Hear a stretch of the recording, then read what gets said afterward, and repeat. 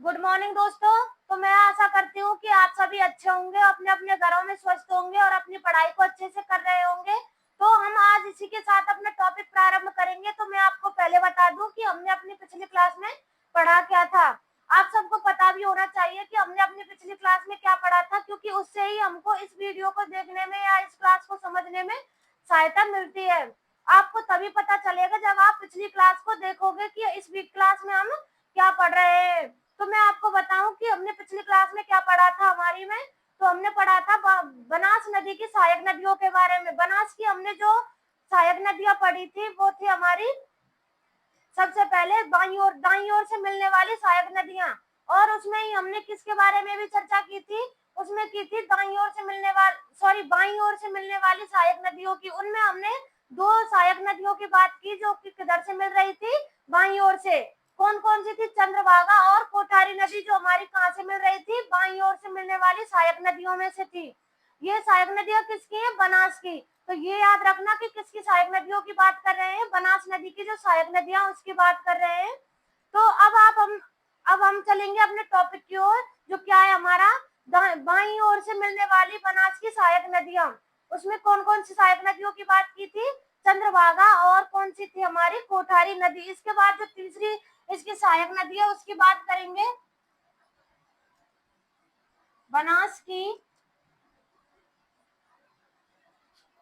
बाईं ओर से मिलने वाली बाईं ओर से मिलने वाली सहायक नदी। बाईं ओर से मिलने वाली सहायक नदी कौन कौन सी थी हमारी? देखिए, हमने पढ़ा था चंद्रभागा और कौन सी थी? कोठारी नदी के बारे में। इसमें हम जो तीसरे नंबर की हमारी खारी नदी थी, खारी नदी कौन से नंबर की थी? तीसरे नंबर की। इसके बारे में चर्चा करेंगे। तो आपको मैंने पहले बताया था कि सबसे पहले हम इसके उद्गम की बात करते हैं। तो उद्गम कहाँ से होता है इसका? इसका उद्गम होगा बिजराल गांव की पहाड़ियां। बिजराल गांव की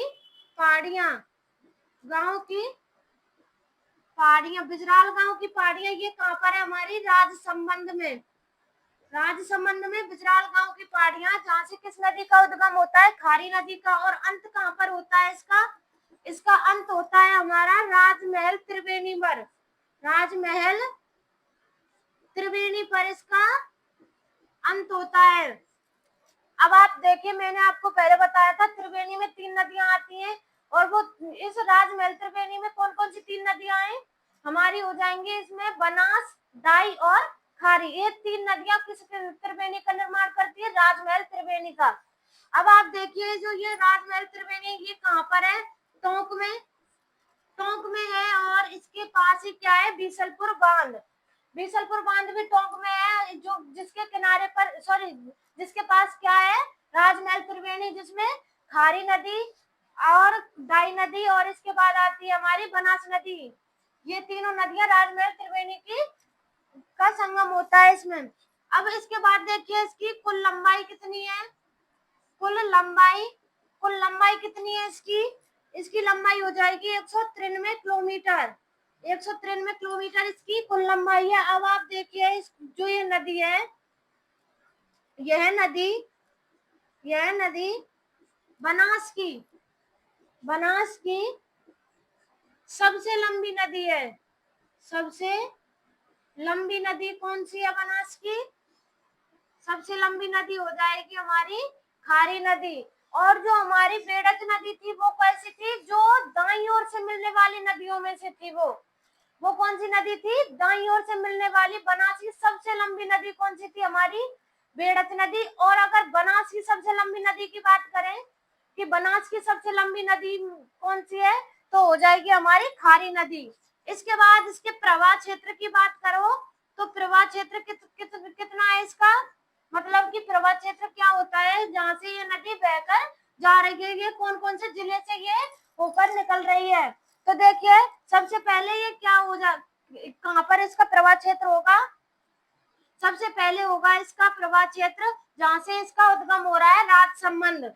इसके बाद भीलवाड़ा और शाहपुरा, ब्यावर और इसके बाद हो जाएगा केकड़ी, और जहां पर इसका अंत हो रहा है टोंक में, ये इसका प्रवाह क्षेत्र है। राजसमंद, भीलवाड़ा, शाहपुरा, ब्यावर, केकड़ी और टोंक, ये क्या है इसका प्रवाह क्षेत्र, किस नदी का? खारी नदी का। अब बात करें कि इस नदी के किनारे पर क्या क्या स्थित है। इस नदी के किनारे, इस नदी के किनारे पर क्या स्थित है? इस नदी के किनारे पर, इस नदी के किनारे पर देवनारायण जी का मंदिर, देव नारायण जी का मंदिर स्थित है। कहाँ स्थित है? आसिंद में। और आसिंद कहाँ पर है हमारा? ये आसिंद कहाँ पर है? भीलवाड़ा में। भीलवाड़ा में क्या है? आसिंद, जहाँ पर किसका मंदिर स्थित है? देवनारायण जी का। अब देखिए, अब जो ये नदी है, ये नदी कौन सी? खारी नदी की बात कर रहे हैं। खारी नदी हमारी गुलाबपुरा, जो कहाँ पर है? भीलवाड़ा में। गुलाबपुरा कहाँ पर है? भीलवाड़ा में। और विजयनगर कहाँ पर है हमारा? ब्यावर में। गुलाबपुरा और गुलाबपुरा और विजयनगर के मध्य यह नदी क्या बनाती है? एक प्राकृतिक सीमा बनाती है। क्या बनाती है? प्राकृतिक सीमा। किस किस के मध्य बनाती है? विजयनगर और गुलाबपुरा के बीच। अब लिखिए आप, यह नदी गुलाबपुरा, गुलाबपुरा कहाँ पर हमारा? भीलवाड़ा में। गुलाबपुरा व विजयनगर के मध्य, विजयनगर के मध्य, विजयनगर कहाँ पर है हमारा? ब्यावर में। विजयनगर के मध्य क्या बनाती है? प्राकृतिक सीमा, प्राकृतिक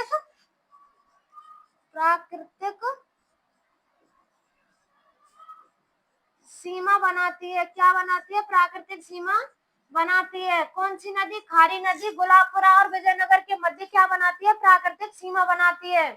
अब इसके बाद देखिए, ये इस नदी पर क्या है? इस नदी पर खारी या फिर दांतड़ा बांध बना हुआ है। दांतड़ा बांध बना है। दांतड़ा बांध बना है। ये दांतड़ा बांध कहाँ पर बना है? ये बना है आसिंद में। और आपको पता है आसिंद कहाँ पर है हमारा? ये आसिंद हो जाएगा भीलवाड़ा में। अब आप यहाँ तक देखिए, इसके बाद हम आगे चलेंगे।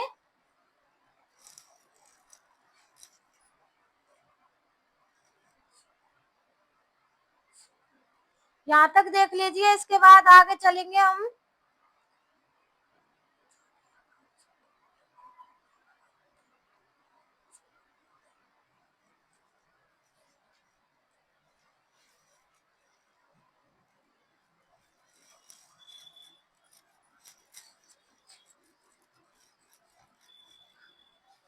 आगे हम इसी नदी की बात करेंगे थोड़ी बहुत, और इसके बाद और दूसरी नदी की बात करेंगे फिर, जो कि हम किधर से मिलने वाली नदियों की बात कर रहे हैं? हम कर रहे हैं बाईं ओर से मिलने वाली सहायक नदियों की। किसकी सहायक नदियां? बनास की सहायक नदियां। अब आप देखिए, ये कौन सा बांध था हमारा? खारी और दांतड़ा बांध बना हुआ था। कहाँ बना हुआ था? आसिंद में। इसके बाद देखिए, यहाँ पर एक बांध और है, नारायण सागर बांध। नारायण सागर बांध, ये नारायण सागर बांध कहाँ पर है? ब्यावर में। नारायण सागर बांध कहाँ पर है? ब्यावर में। और ये जो बांध है, ये बांध पहले कहाँ हुआ करता था? अजमेर में। और इसे अजमेर का हम एक नाम से जानते थे। किस नाम से जाना जाता था? इसे अजमेर का समुद्र भी कहा जाता था। क्या कहा जाता था? अजमेर का समुद्र। यह बांध पहले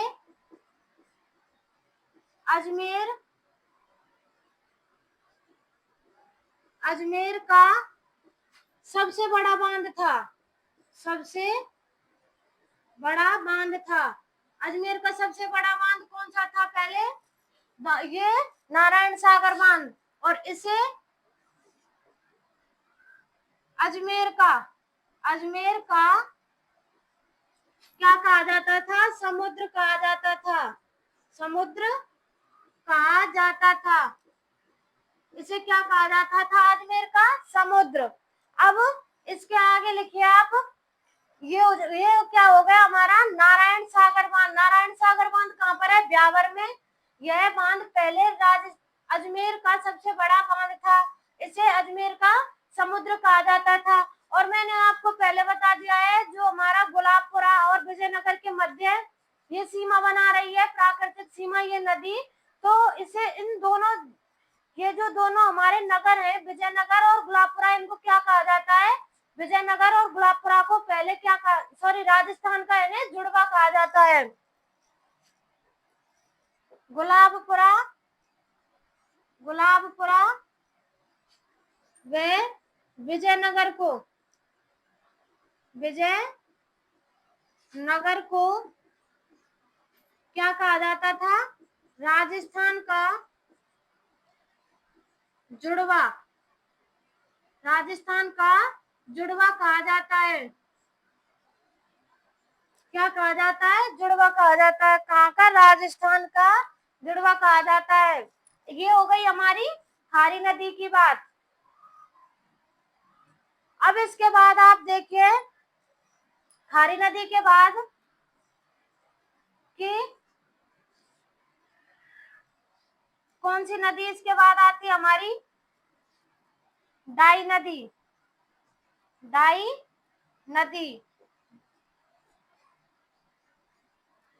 हमने अभी किसकी बात की? बनास की जो बाईं ओर से मिलने वाली सहायक नदी थी, खारी नदी, उसकी बात की। इसके बाद हम डाई नदी की बात करेंगे। तो आप देखिए, पहले इसके बाद हम आगे देख लिया होगा आपने। तो इसके बाद हम आगे चलते हैं, डाई नदी की बात करेंगे। तो उद्गम की बात करें इसकी, जो डाई नदी का उद्गम है वो कहाँ से होता है? ये होता है डाई नदी का उद्गम नसीराबाद से। नसीराबाद कहाँ पर है हमारा? अजमेर में नसीराबाद है। वहां पर किस नदी का उद्गम होता है? वहां से डाई नदी का। इसके बाद इसके अंत की बात करें कि इसका अंत कहाँ पर होता है? इसका अंत होगा हमारा टोंक में क्या होगा? इस डाई नदी का अंत। या फिर आप ऐसे भी लिख सकते हो, राजमहल त्रिवेणी पर इसका अंत होता है। और ये राजमहल त्रिवेणी कहाँ पर आती है? टोंक में। अब आप देखिए, जो ये डाई नदी है, इस पर एक बांध बना हुआ है। कौन सा? लसाड़िया बांध। इस नदी पर लसाड़िया बांध बना है। क्या बना है? लसाड़िया बांध बना हुआ है। अब इसके बाद आप देखना, ये हो गई हमारी डाई नदी। उद्गम नसीराबाद अजमेर से, अंत राजमहल त्रिवेणी पर।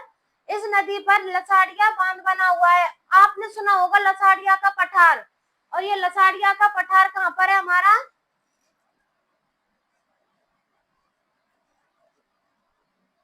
नोट में लिख लीजिए आप।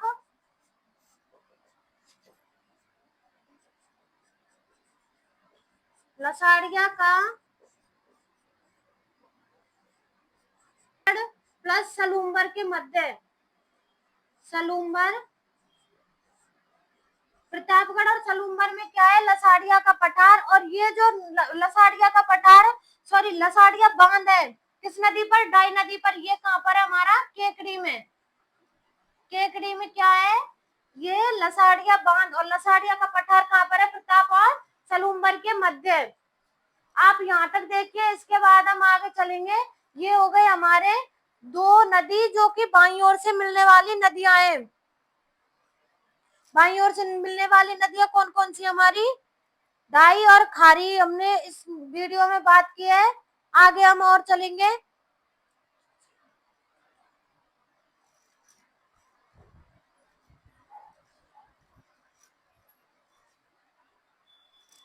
तो आइए आगे चलते हैं। इसकी जो बची कुची हमारी सहायक नदियां हैं उसके बारे में चर्चा करेंगे।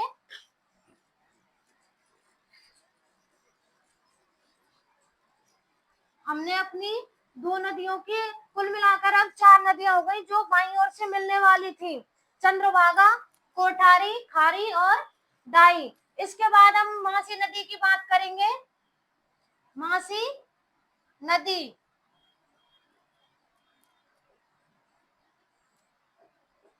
तो देखिए हमने कितनी नदियों की बात की अपनी, हमने कर ली है 4 नदियों की बात।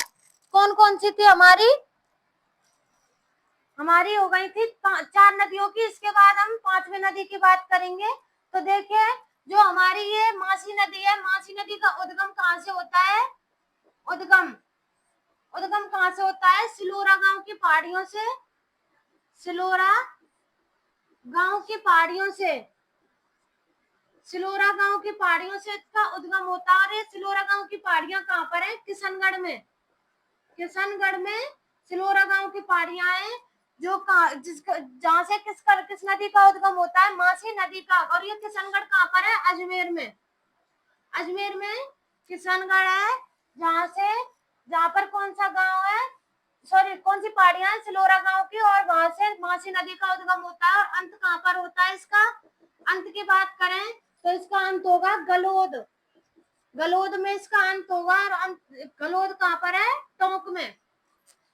सिलोरा गांव की पहाड़ियां किशनगढ़ अजमेर से मासी नदी का उद्गम होता है और अंत गलोद टोंक में होता है। इसकी सहायक नदियां कौन सी हैं?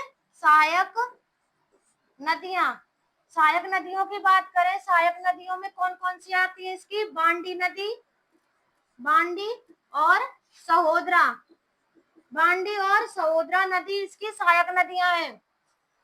अब आप देखिए जो हमारी बांडी और सहोदरा, आपने देखा होगा कि बांडी नदी पहले भी किसी की सहायक नदी हुई है। पहले भी बांडी नदी किसी की सहायक नदी थी। कौन सी किस नदी की सहायक नदी थी बांडी नदी? तो पहले थी हमारी लूनी की सहायक नदी। इसमें आप देखिए इसकी सहायक नदियों की बात करें तो बांडी हमारी किसकी सहायक नदी है? मासी की। बांडी का उद्गम कहाँ से होगा? यहाँ पर उद्गम सामोद, सामोद अमलोद, सामोद अमलोद की पहाड़ियों से इस नदी का उद्गम होगा। और ये सामोद अमलोद की पहाड़ियां कहाँ पर है? हमारी जयपुर ग्रामीण में। जयपुर ग्रामीण में सामोद अमलोद की पहाड़ियां है जहां से किस नदी का उद्गम होता है? बांडी नदी का। अब इसके अंत की बात करें तो इसका अंत कहाँ पर होगा? इसका अंत होगा टोंक में।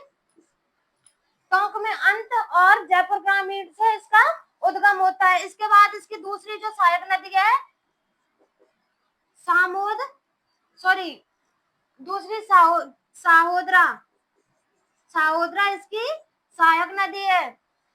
बांडी और सहायक नदियों में, सॉरी बांडी और साहोदरा में से हमने बांडी की बात कर ली। इसके बाद सहायक नदी साहोदरा की बात करेंगे। इसका उद्गम कहाँ से होता है?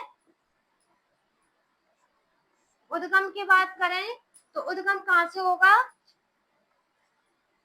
इसका उद्गम कहाँ से होगा? अराय गांव की पहाड़ियां, अराय गांव की पहाड़ियों से इसका उद्गम होगा। अराय गांव की पहाड़ियां, अराय गांव की पहाड़ियां कहाँ पर है? ये अजमेर में। कहाँ पर है? अजमेर में अराय गांव की पहाड़ियां है जहाँ से सहोदरा नदी का उद्गम होता है जो किसकी सहायक नदी है? मासी की। और मासी किसकी सहायक नदी है? बनास की, जो बाईं ओर से मिलने वाली सहायक नदी है। इसके बाद इसका भी अंत कहाँ पर होगा? इसका भी अंत होगा हमारे टोंक में। टोंक में इसका भी अंत होगा। अब देखिए जो मासी नदी है, मासी नदी, मासी नदी को क्या कहा जाता है? मासी नदी का उपनाम की बात करें कि मासी नदी का उपनाम क्या है तो मासी नदी को कृष्ण की बहन कहा जाता है। मासी नदी को कृष्ण की बहन कहा जाता है। कृष्ण की बहन कहा जाता है, कृष्ण की बहन कहा जाता है किस नदी को? मासी नदी को। यहाँ तक देखिए। इसके बाद हम आगे चलते हैं।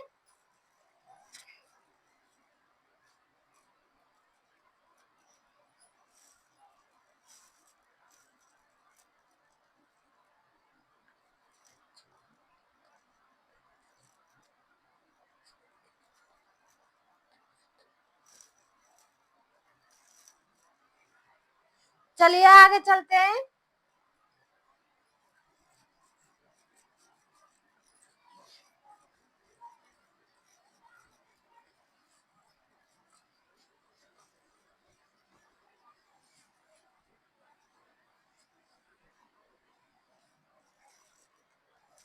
अब देखिए आप, जो हमारी मासी नदी है इस पर एक बांध भी बना हुआ है।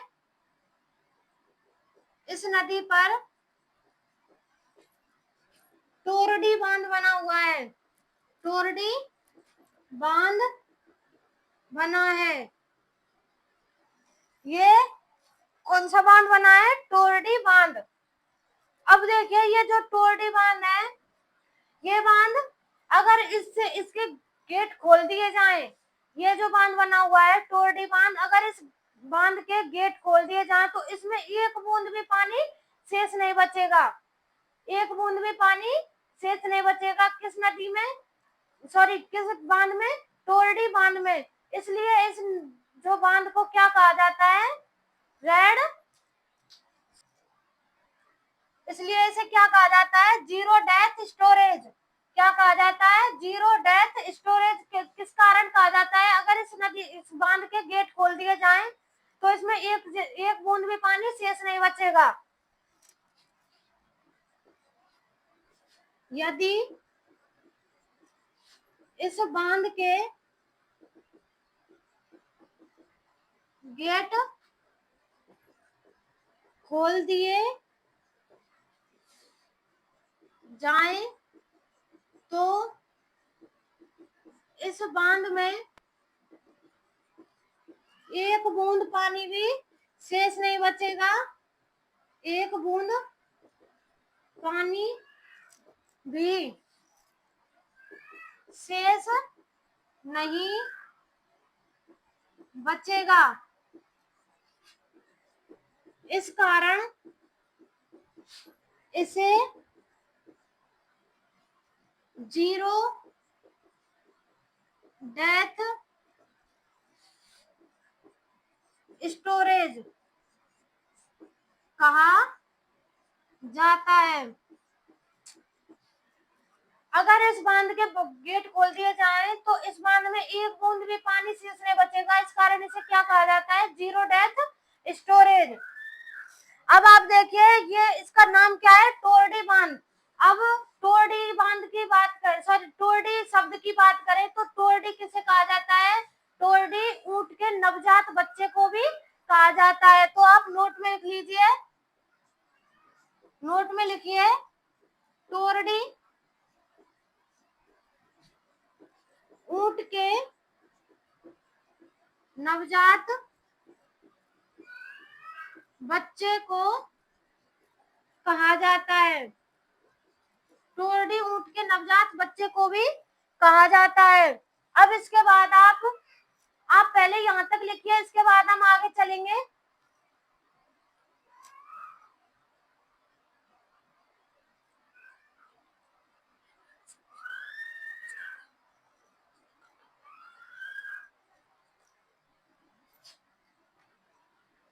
ये हो गई हमारी नदी, कौन सी? मासी नदी। इसके बाद हम बात करेंगे हमारी छठे नंबर की नदी, डोल नदी। डोल नदी। डोल नदी के बारे में बात करें तो जो ये डोल नदी है इसके किनारे पर रेड सभ्यता स्थित है। कौन सी सभ्यता स्थित है? रेड सभ्यता। और इस जो रेड सभ्यता है, या फिर ये बोलो कि इसको क्या कहा जाता है? इस नदी को राजस्थान का टाटा नगर।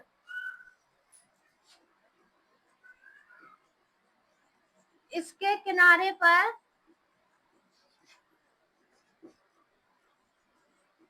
रेड सभ्यता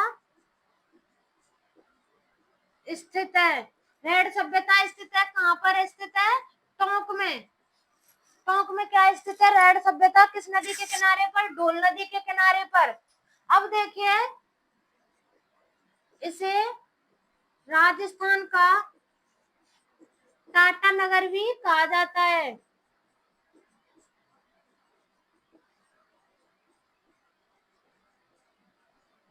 क्या कहा जाता है इसे? राजस्थान का टाटा नगर। तो आप यहाँ तक देखिए, इसके बाद हम आगे और इस नदी की इसके आगे वाली नदियों की चर्चा करेंगे।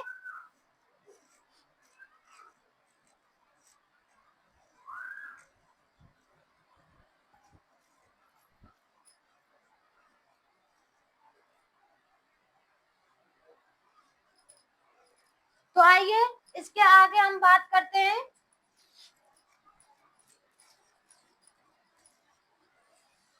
अभी हमने ढोल नदी के बारे में चर्चा की थी, इसके बाद आगे जो नदी बची हुई है उसके बारे में भी थोड़ी बहुत चर्चा कर लेते हैं।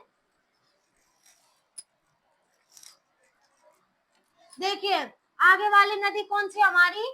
मोरेल नदी। मोरेल नदी, मोरेल नदी के बारे में चर्चा करें तो उद्गम स्थल कहाँ है इसका? उद्गम स्थल, उद्गम स्थल की बात करें, उद्गम स्थल कौन सा है इसका? इसका उद्गम स्थल होगा चैनपुरा का पहाड़ी क्षेत्र। चैनपुरा का पहाड़ी क्षेत्र, चैनपुरा का पहाड़ी क्षेत्र ये कहाँ पर है? जयपुर ग्रामीण में चैनपुरा का पहाड़ी क्षेत्र है, जहाँ से किस नदी का उद्गम होता है? मोरेल नदी का। अब अंत की बात करें तो इसका अंत कहाँ पर होगा? अंत होगा इसका खंडार क्षेत्र। खंडार क्षेत्र है जो कहाँ पर है? सवाई माधोपुर में, इसके निकट। खंडार क्षेत्र सवाई माधोपुर के निकट क्या होता है? हमारा मोरेल नदी का अंत होता है। अब इसकी बात करें कि इसका प्रवाह क्षेत्र कहाँ पर है? प्रवाह क्षेत्र कौन कौन से क्षेत्र में ये बहती है? तो सबसे पहले जहाँ से इसका उद्गम होगा जयपुर ग्रामीण में, इसके बाद गंगापुर सिटी में, गंगापुर सिटी, गंगापुर सिटी में, और कहाँ पर? सवाई माधोपुर में, जहाँ पर अंत हो रहा है सवाई माधोपुर में, सवाई माधोपुर, सवाई माधोपुर, गंगापुर सिटी, जयपुर ग्रामीण, इसमें क्या होता है? इसका प्रवाह क्षेत्र है ये, जहाँ से ये बहती है, जहाँ पर। अब इसके बाद देखिए जो इसकी सहायक नदी है वो कौन कौन सी है?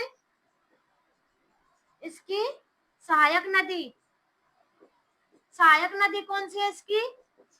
सहायक नदी की बात करें, इसकी सहायक नदियां दो है, ढोल और कालीसिल, ढोल और कालीसिल। इसके बाद ढोल की बात कर लेते हैं थोड़ी सी, जो हमारी इम्पोर्टेंट है। ढोल नदी इम्पोर्टेंट है, इसकी बात कर लेते हैं। अब इसकी ढोल नदी का उद्गम कहाँ से होगा?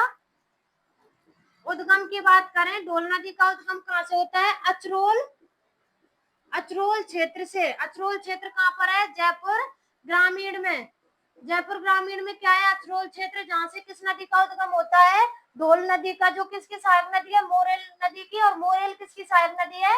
बनास की बाईं ओर से मिलने वाली सहायक नदी। अब देखिए आप, जो अचरोल जयपुर ग्रामीण में इसका उद्गम होता है ढोल नदी का। अब इस जो ये नदी है, इस पर एक बांध भी बना हुआ है। कौन सा बांध बना हुआ है? इस नदी पर कनौता बांध बना हुआ है, कनौता बांध बना है, कनौता बांध बना हुआ है। ये कनौता बांध बना हुआ है, और ये कनौता बांध किसके लिए प्रसिद्ध है? यह बांध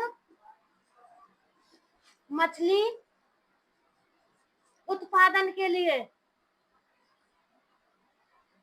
मछली उत्पादन के लिए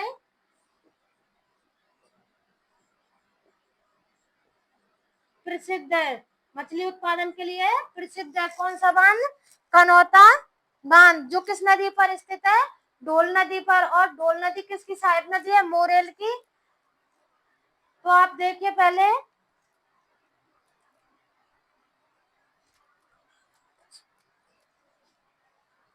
आप एक चीज और लिख लीजिए इसकी सहायक नदी के बारे में। सहायक नदी, सहायक नदी के बारे में लिख लीजिए कि इसकी सहायक नदी कौन सी है? अमीन शाह का नाला, अमीन शाह का नाला, और द्रस्वती नदी, द्रस्वती नदी।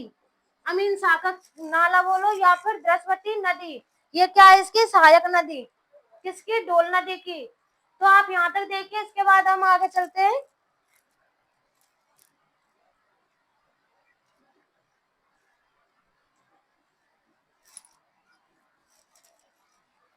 तो देखिए, ये हो गई हमारी जो बनास नदी है उसकी सहायक नदियां, दाई और बाई दोनों ओर से मिलने वाली हमने सहायक नदियों को कंप्लीट कर लिया है। अब हमारी इसके अगली वीडियो में हम किसकी चर्चा करेंगे, इसके बाद हम करेंगे बाण गंगा नदी की, जो किसकी सहायक नदी थी, सॉरी सहायक नदी नहीं, जो क्या थी हमारी, बंगाल की खाड़ी में गिरने वाली नदी थी। तो अभी तक के लिए धन्यवाद, मिलेंगे, अब मिलते हैं हम अपनी अगली क्लास में।